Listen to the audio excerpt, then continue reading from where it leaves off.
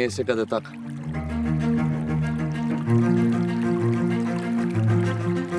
Нашите води се загрозени од нерационално користење, загадување и од климатските промени.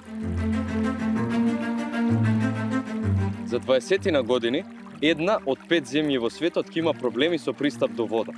Не би сакале да сме на тој список, нели? Мора сите да работиме заедно на одговорно и одржливо управување, користење и заштита на овој бесценет ресурс. Во спротивно ќе биде загрозена благосостојбата на луѓето, но и опстанокот на животните, растенијата и биодиверзитетот во нашата земја. Во 2024 година започна со имплементација програмата за користење, управување и заштита на води.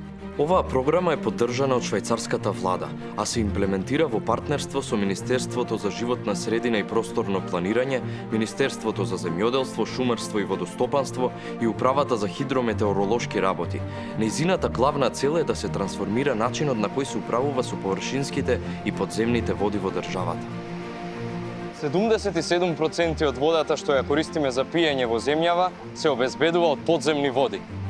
Овие водни ресурси имаат огромно значење и за наводнување, одржување на водостојот на реките и за целокупниот екосистем, но подземните води не се неограничен ресурс. Доколку се загадат или исцрпат, потребни се децении или дури и векови за да се обноват.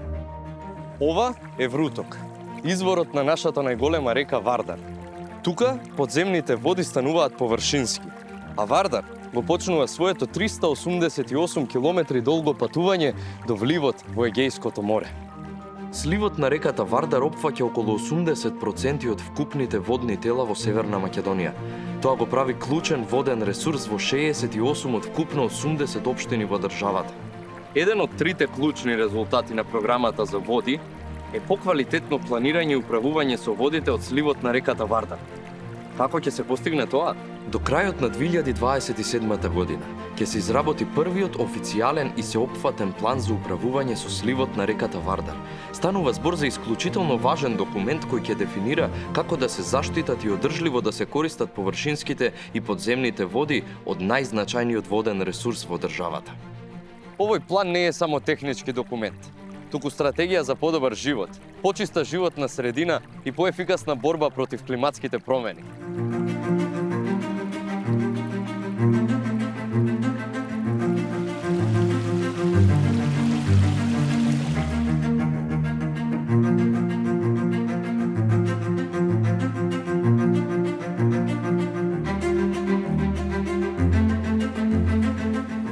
Ако сакаме да управуваме со водите според современите стандарди, потребни ни се знаења, вештини и опрема.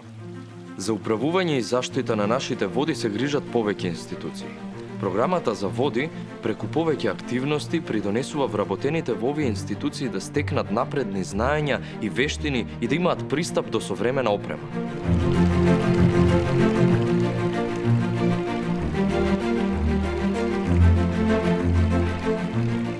Водава е закон. Кога веќе зборуваме за закони, третиот клучен резултат на програмата за води е подобрување на законската регулатива, со цел да се овозможи интегрирано управување со водите. Се работи на создавање соодветни политики, стратегии и закони, чија крајна цел е одржливо и долгорочно управување, користење и заштита на водните ресурси.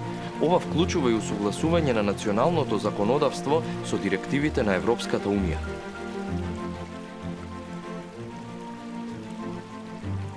Ако работиме сите заедно и сплотено, програмата за управување, користење и заштита на води ќе придонесе да постигнеме 5 главни цели. Зголемени вештини за управување со водните ресурси, квалитетна законска рамка за интегрирано управување со водите, подобро планирање и управување со водите во сливот на реката Вардар, здрав екосистем и поквалитетно управување со водите и подигнување на јавната свест и вклученост на граѓаните.